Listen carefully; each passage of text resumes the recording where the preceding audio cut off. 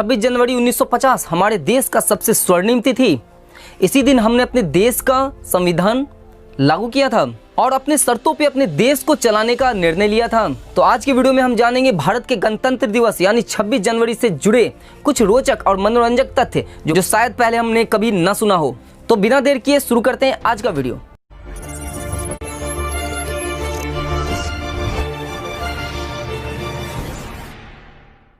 सभी दोस्तों को मेरा नमस्कार। मैं संजीत कुमार गिरी स्वागत करता हूं मेरे चैनल जरा सोचो ऐसा क्यों में। आज ही के दिन यानी 26 जनवरी 1930 को भारत ने अपना पहला पूर्ण स्वराज दिवस मनाया था और भारत के स्वतंत्रता के लगभग 3 वर्ष के बाद इसी 26 जनवरी को भारत के गणतंत्र दिवस के रूप में चुना गया।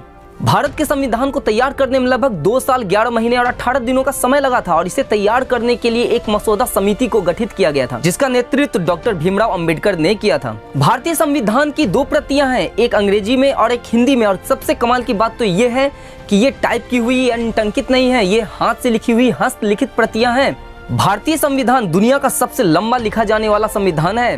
भारतीय हस्तलिखित संविधान की 308 प्रतियों को विधानसभा के सदस्यों द्वारा 24 जनवरी 1950 को हस्ताक्षरित किया गया था। भारत के संविधान की मूल प्रतियां संसद भवन के पुस्तकालय में हीलियम बॉक्स में संरक्षित की गई है।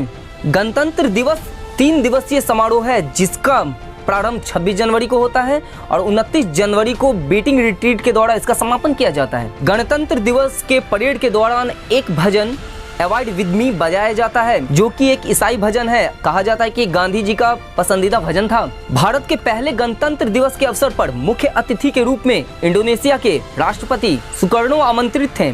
1950 से लेकर 1954 के बीच में इरविन स्टेडियम, जिसे अब नेशनल स्टेडियम कहा जाता है, लाल किला, रामलीला मैदान और किंग्सवे में गणतंत्र दिवस मनाया जाता था। साल 1955 के परेड में मुख्य अतिथि के रूप में और कोई नहीं बल्कि पाकिस्तान के पहले गवर्नर जनरल मलिक गुलाम मोहम्मद थे।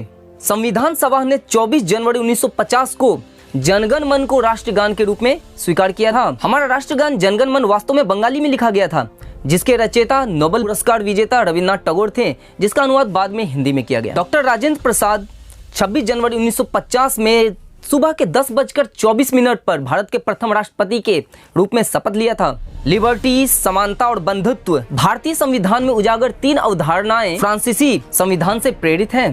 पहले गणतंत्र दिवस के अवसर पर भारत के राष्ट्रपति को कुल 31 तोपों की सलामी से बधाई दी गई थी। और एक कमाल की बात कि इसी दिन गणतंत्र दिवस के अवसर पर ही भारतीय वायुसेना एक स्वतंत्र निकाय के रूप में अस्तित्व में आई, नहीं तो इससे पहले यह स्वतंत्र नहीं थी। गणतंत्र दिवस के परेड के दौरान आप लोगों ने देखा तो होगा कई प्रकार की आतिशबाजियां और लोक नृत्य का आयोजन, लेकिन क्या आपको पता है कि सबसे पहली बार गणतंत्र दिवस के परेड में इस लोक नृत्य और आतिशबाजी का शुरुआत कब किया गया? वो साल था 1953 जब लोक नृत्य और आतिशबाजियों को सम्मिलित किया गया था। चलिए, ये तो थी कुछ ऐसी बातें जो प्रत्येक भारतीयों को 26 जनवरी के अवसर पर या 26 जनवरी के बारे में मालूम होना चाहिए। चलिए, अब मैं ले चलता हूँ आपको उन बातों की तरफ जो जानना जरूरी है और ये संबंधित है हमारे गणतंत्र दिवस के अवसर पर होने वाले परेड से। गणतंत्र दिवस के परेड के दौरान पूरी सुरक्षा व्यवस्था हमारी भारतीय रक्षा विभाग के जिम्मे होता है, जिसमें कम से कम 70 विभिन्न संगठन उनकी मदद करते हैं। 26 जनवरी के परेड की शुरुआत राष्ट्रपति के आगमन के साथ होता है और सबसे पहले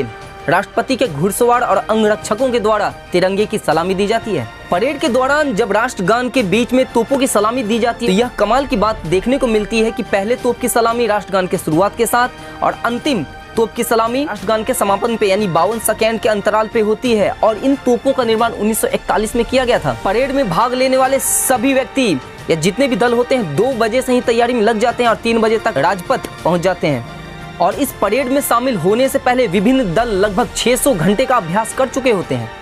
और इस परेड के दौरान अपने सैन्य शक्ति को दिखाने के लिए प्रयोग की जाने वाली जितने भी उपकरण हैं उनका रंग रोगन 10 चरणों में किया जाता है। परेड का सबसे रोचक हिस्सा फ्लाई पास्ट होता है और इसकी जिम्मेवारी पश्चिमी वायुसेना के कमान के पास होती है, जिसमें कुल मिलाकर 41 विमान भाग लेते हैं।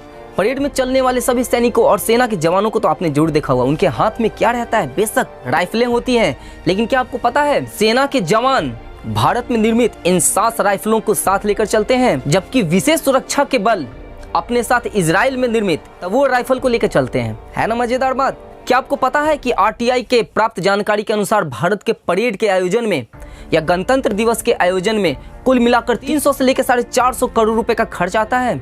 तो उम्मीद है आज का वीडियो आप लोगों के लिए फायदेमंद सिद्ध हुआ होगा और आपको अच्छा लगा होगा।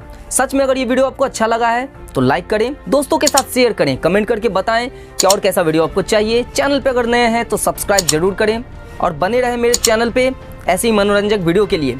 तो मिलता हूँ मैं अगली वीडियो में, तब तक अपना ख्याल रखें, स्वस्थ रहें, सुरक्षित रहें। जय हिंद, धन्यवाद।